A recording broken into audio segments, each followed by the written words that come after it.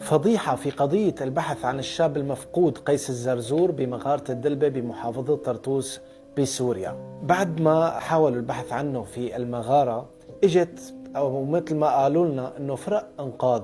انا بعرف انه فرق الانقاذ بيكون لبس موحد، جيلاتي هي اللي بيلبسوها هي اللي بتكون فوسفورية او كذا مشان تعكس الاضواء، بخوذ، باحذية خاصة، بهندام موحد ومعدات وادوات خاصة للبحث. وفرق هي فرق مدربة، لكن للاسف نحن شفنا واحد ببوط رياضة، واحد بشحاطة، واحد بعقال وبريم، واحد بجاكيت جيش، واحد بجاكيت شرطة، واحد ما بعرف شو. يعني منظر صراحة مؤذي وشيء يعني غريب جدا. المفروض يعني فرق البحث داخل المغارة، كلاب البوليسية، وفرقة الضفادع البشرية، كله بوقت واحد. رح نجي تجاوزا ونقول لك بما انه طلع الحكي انه الشاب بقلب